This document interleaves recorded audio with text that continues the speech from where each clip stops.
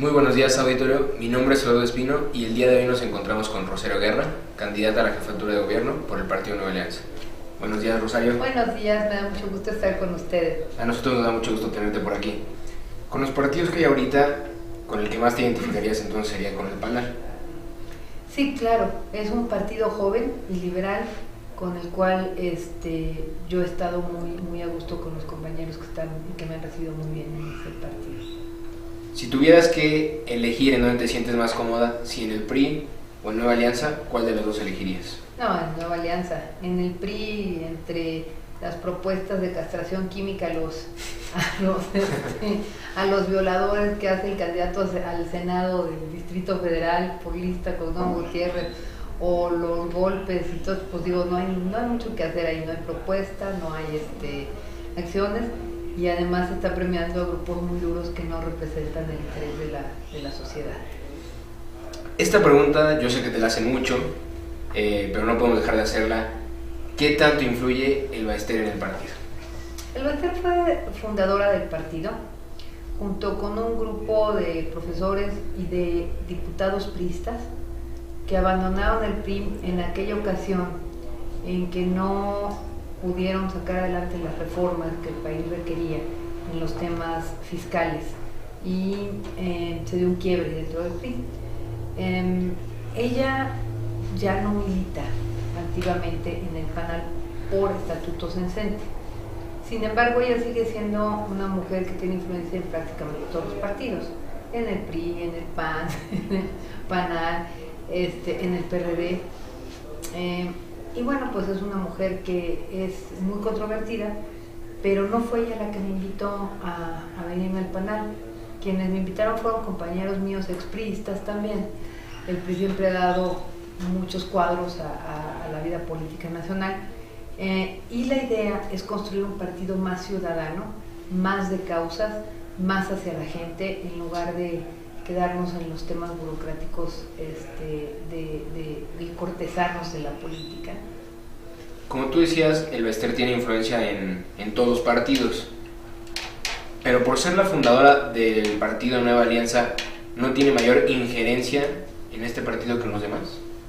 No, yo creo que donde más posiciones ha tenido es en otros partidos, no en Nueva Alianza, por los triunfos electorales y sus coaliciones.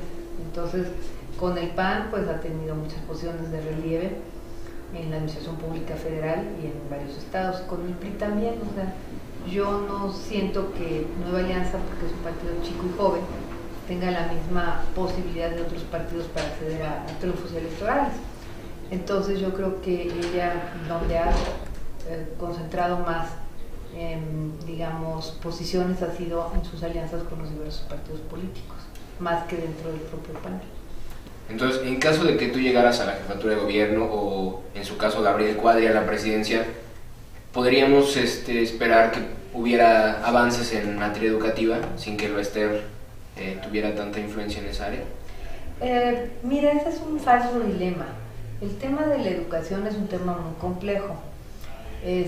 México y la Ciudad de México básicamente tiene el mayor nivel de desarrollo humano del país y del mundo dentro de las primeras grandes capitales. Esta cuestión no podría explicarse si el sistema educativo fuera tan desastroso.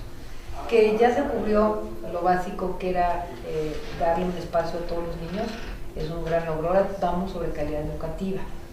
En esa parte del país entero pues está tratando de vincular el tema educativo con el tema de desarrollo, con el tema de empleo. Y en este asunto, el pensar que un personaje puede resolver o acabar con la cosa en México es una forma muy simplista de ver lo complejo del tema. En ocasiones hay muchos intereses involucrados, de muchos grupos que tienen injerencia en la educación.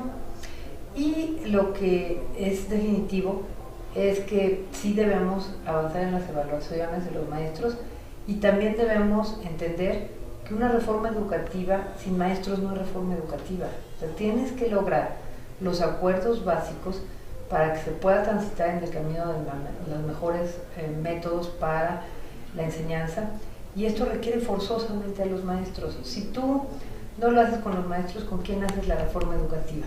Entonces, es igual que la reforma fiscal, la reforma energética, todas las reformas que tenemos pendientes. Tiene que haber acuerdos entre los diferentes grupos para que se materialicen dichas propuestas. Y la verdad es que el país está muy atrasado en estos acuerdos, que yo espero que pronto ya la Secretaría de Educación y el sindicato logren acuerdos y den adelante marcha a las cuestiones que importan. Igual espero que en la próxima elección los grupos parlamentarios se pongan de acuerdo para impulsar los cambios que el país requiere. Pero la democracia no es sencilla. Tienes que tomar en cuenta a los demás, sus pesos y sus votos. Entonces, estas añoranzas que luego les dan de cuando había un solo partido que tomaba las riendas, pues tenía ventajas, pero también tenía desventajas. La ventaja ahora es que con esta nueva democracia hay medios de comunicación, hay posibilidad de influir en la toma de decisiones, es hacer oír tu voz, y ese es un poco el propósito de esta campaña, llevar los mensajes y la voz de muchos ciudadanos a la agenda del gobierno. ¿Y defenderías la educación por encima de los intereses del sindicato? Es que yo no estoy en el sindicato y tampoco veo esa contradicción que se ha planteado como un falso dilema. O el sindicato o el gobierno, no, pues se tienen que poner de acuerdo los dos, están mal los dos. Cada vez que no logras de acuerdo estás en la antipolítica. Pues la política es construir los acuerdos que el país requiere, los pactos sociales para salir adelante.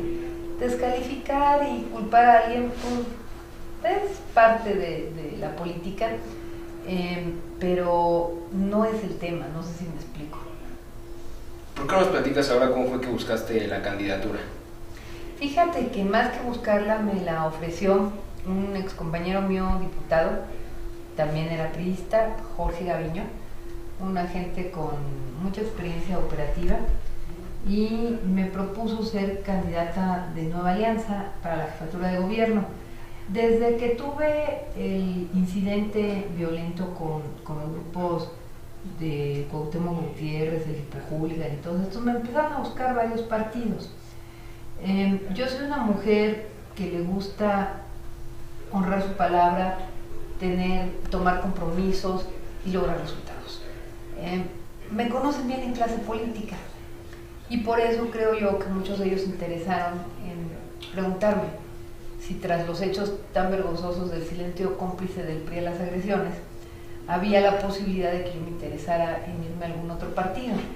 Entonces, bueno, tomé la decisión de irme con Nueva Alianza porque creo que la plataforma de jefatura de gobierno me permite hacer más trabajo en medios y acercarme más a más gente para hacer escuchar su voz. Ahora, en el tema de vialidad, los grandes problemas son el tráfico y el transporte público. ¿Cuál es tu propuesta en esta materia? Mira, la esclavitud moderna de los capitalinos es el tráfico. Todos lloramos. Y además ya hay historias de cuando colapse la ciudad porque ya no puedes ir a ningún lado. Todos quedamos inmovilizados. Bueno, pues sí lo hemos pensado, es terrible el problema. Obviamente yo estoy por privilegiar el transporte público frente al transporte en automóvil.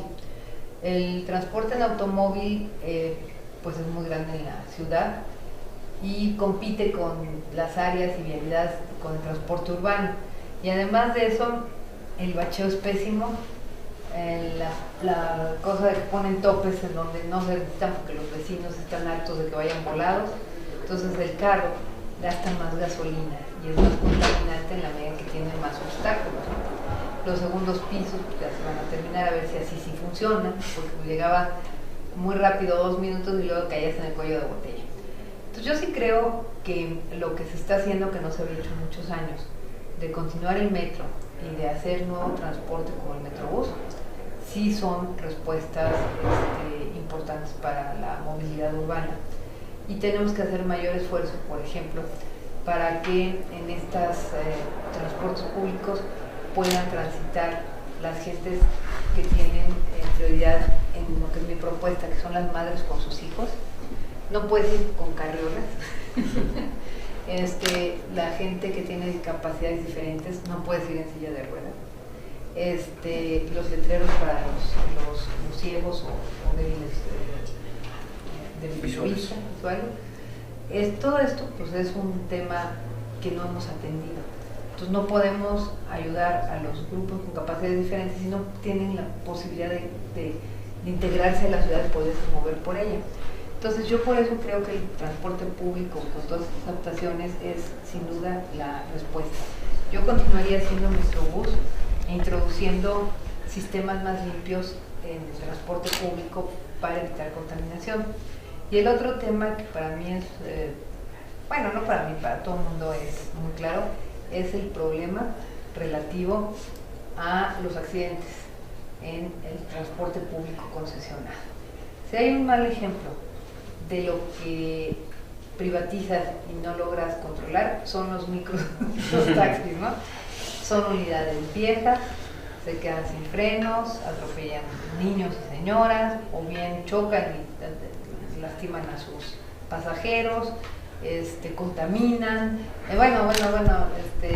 y obviamente en el DF uno de los personajes más odiados es el microbusero y ellos están tratando de hacer su empleo y de ganar pasaje y a veces ahí van corriendo. Bueno, es un problema terrible. El modelo de concesiones a transporte público se debe revisar y se debe buscar que a través de tarifas que se puedan pagar por la población se den también el cambio y la modernización de la plaza productiva, haciendo uso de vehículos automotores que ya no sean tales, es decir, haciendo el tránsito de nuevas tecnologías más limpias, ¿no?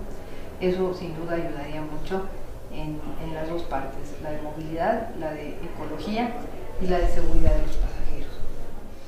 En la parte de los microbuses, ¿tú estarías dispuesta a trabajar de una forma como lo hace el gobierno de Canadá, en donde el Estado tiene el control del 51% del transporte y los privados el 49%, y hay una sinergia ahí entre Estado y entidades privadas? Aquí lo ha habido con Ruta 100 en alguna época y se han ensayado varios temas, pero sin duda el transporte público concesionado tiene que revisarse. Como estamos, no es algo que deje satisfechos ni a los usuarios, ni al gobierno, ni a los propios prestadores del servicio. Entonces sí se tiene que revisar todo esto, modernizar unidades con otros criterios y revisar tarifas en la medida en que esto pueda ser soportado en un momento de crisis económica tan complicada a nivel mundial, ¿no? ¿Tú estarías dispuesta a modificar ese sistema? Sí, claro. Sin importar los intereses que están en juego. No, los intereses que están en juego son la vida de las personas y de los usuarios. Y así como en el comercio te decía yo que hay que voltear la vista al consumidor, que hay que voltear la vista a los usuarios. No es ganado lo que estás transportando, son niños, señoras, y en muchas partes de la ciudad no hay otros medios de transporte. Entonces, hay que tener esto claro y buscar mejorar el servicio para ahora, que todos ganen. Sí, claro. Ahora me gustaría que habláramos un poco de seguridad. Se dice que la Ciudad de México es actualmente una de las más seguras del país, sin embargo, no es una de las ciudades más seguras del mundo. ¿Cómo le podríamos hacer para llevar la Ciudad de México a ser una de las más seguras del mundo? Fíjate que es muy curioso lo que sucede en la Ciudad de México frente a lo que está pasando en el resto del país con el combate al crimen organizado. Aquí seguimos teniendo delitos en forma importante, entre robo de autopartes, asalto transeúnte, en robo a negocios, a casa habitación. Otros delitos han bajado mucho su presencia, como lo fueron los secuestros y los secuestros express, que aquí proliferaban mucho. Pero lo cierto es que sí nos sentimos los capitalinos más seguros que el resto de la República, sin que necesariamente estemos en el mejor ranqueado, ¿no? ¿Qué sucede ahí? Una buena parte de los problemas, leía yo en la prensa hace unos días, es que el problema de las investigaciones que se le presentan a los jueces tienen deficiencias, y eso permite que metas a cárcel a gente inocente o permite que los culpables no se queden en la cárcel. ¿Por qué? Por la integración de averiguaciones previas. Entonces, pues sí estamos en ese tema pensando en que tenemos que reforzar la parte de inteligencia, la parte científica de la policía de investigación, para integrar los expedientes adecuadamente y que los jueces no tengan a la gente sin sentencia ya recluidos y que sean más de la mitad de la población carcelaria. En este sentido, nosotros estaríamos poniendo el énfasis en mantener los avances que hay en cuanto a las cámaras, todo lo demás que ha permitido buenos sistemas de seguridad, pero también en impulsar una policía investigadora más técnica y científica que se apoye en laboratorios, en pruebas, etcétera, para poder integrar rápidamente y en forma correcta los expedientes que correspondan a los diversos delitos. El otro día leía que entre el 92 y el 94% de las personas no confían en el Ministerio Público. ¿Cómo hacer para que los ciudadanos confíen? Es una de las reformas que se ha estado ensayando, ha habido varios cambios, pero todavía no llegamos al nivel de que el Ministerio Público la gente sienta que es quien los representa.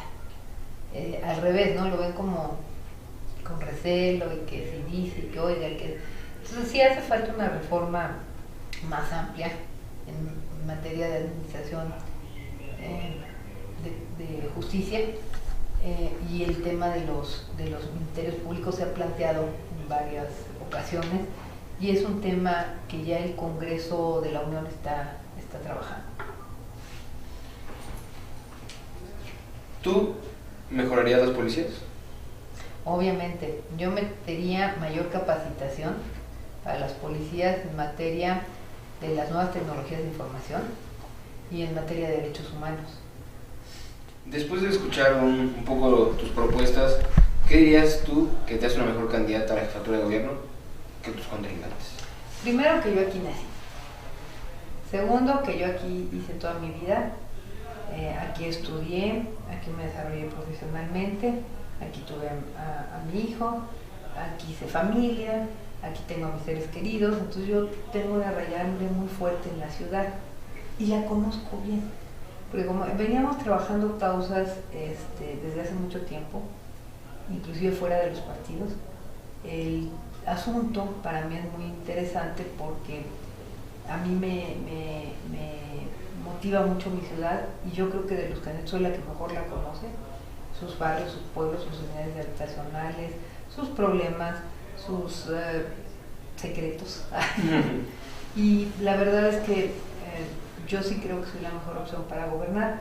Primero, por una experiencia que ya tengo de servicio público de más de 22 años con muchas felicitaciones y resultados, 12 años en el sector privado haciendo empresa, y la verdad es que es difícil combinar todas estas cuestiones, pero creo que las puedo poner al servicio de mis capitalinos, sean o no nativos, y creo que les puedo dar mucho mejor resultado, porque mi visión de mujer y mi visión de ciudad y el eje sobre el que estamos tejiendo la campaña va a ser precisamente este rostro humano que queremos de la ciudad. ¿Cuál va a ser tu estrategia para convencer al electorado, principalmente el electorado joven, de que vote por ti? La estrategia tiene que ver con lo que puedes comunicar y los problemas que jóvenes y mujeres y todos tienen. Yo te decía que la estrategia viene más enfocada sobre las madres y sus hijos. ¿Por qué? Pues porque en la medida que tú hagas una ciudad más femenina, en términos de acceso al transporte, acceso a la salud, acceso a la educación, becas en paridad entre niños y niñas, prevención de cáncer cerebrouterino y de mama, en todo lo que tienes que hacer para mejorar la vida de las mujeres, en ese momento estás haciendo una mejora en la vida de todos, porque la mujer es madre, es compañera, esposa, es la que cuida a los niños, la que cuida a los adultos y en muchos casos ya ahora es la proveedora. Entonces no podemos dejar que solas se enfrenten la vida de una manera bastante injusta por tantas cargas de trabajo, y tenemos que crear un sistema institucional que permita ayudar a la crianza de los niños, como una propuesta que tengo, que es crear una política pública en materia de protección a la infancia de los 0 a los 5 años, con énfasis en esa edad, porque esa edad es en la que los niños se forman.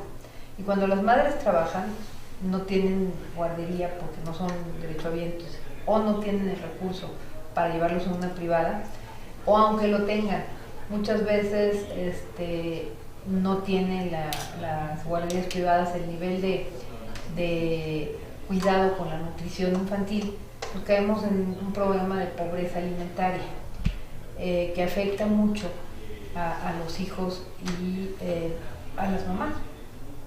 Entonces, aunque las abuelitas son las mejores cuidadoras de los nietos, y aquí es muy socorrido esa figura para criar a los hijos, lo cierto es que ya el ánimo y todo es diferente, y los niños no son tan fáciles de que les des los alimentos que sus nutrientes requieren, porque pues desarrollan sus propios paladares, ¿no? O sus ideas. Entonces es muy importante hacer una política pública para ampliar guarderías, para ampliar otro tipo de apoyos, vacunación, y en la medida que tú te ocupes de las mujeres y sus hijos, estás sembrando un mejor futuro desde hoy. Entonces ese es el eje, porque además yo pienso que represento mucho a la mujer capitalina, que somos gente con una buena conciencia de lo que sucede a nuestro alrededor, que tenemos el cuidado de nuestras familias, que muchas somos proveedoras. Tenemos aquí en el Distrito Federal muchas mujeres profesionistas, muchas mujeres exitosas en la empresa, en academia, en pintura, en novela, en fin. La verdad es que sí somos heroicas, haciendo todo, cuidando todo y resolviendo todo. Si nosotros damos a las políticas públicas en la ciudad un enfoque donde se discutan temas que antes no se discutían y que afortunadamente se están discutiendo, como vimos lo de los matrimonios gay o interrupción legal de embarazo o acoso sexual o protección específica contra adicciones, o en fin, en la medida que hagas todo eso va a seguir cambiando la vida de la gente, porque los grandes movimientos inician con pequeñas acciones, y eso es lo que nosotros queremos hacer, un gran movimiento para poner en la agenda de la ciudad lo que necesitamos para una mejor convivencia y cuidado de nuestras familias. En caso de no llegar a la jefatura, ¿tú estarías dispuesto a trabajar con el gobierno en turno? Depende de si tengo la posibilidad de hacer las cosas por las que yo creo y que pueda yo realmente incidir en la vida de las mujeres de esta ciudad para hacer mejor las cosas. Si no, pues yo seguiría en mi despacho y en mis cosas privadas, porque pues, tampoco tengo mayor problema con eso, y realmente este reto de fijar agenda en la ciudad es para mí una gran motivación. Finalmente me gustaría saber en dónde se ve Rosario en un par de años. En las siguientes elecciones, ¿no? ¿También para la jefatura de gobierno? No, en 3 años no, en 3 años son los federales y los locales. Rosario, te agradezco mucho que nos hayas acompañado el día de hoy. Gracias. Un honor tenerte por aquí. Al contrario, los felicito mucho a ustedes que tengan estas iniciativas, a ustedes que están atrás de cámaras y a todos los que nos acompañaron en esta charla. Muchas gracias, Rosario.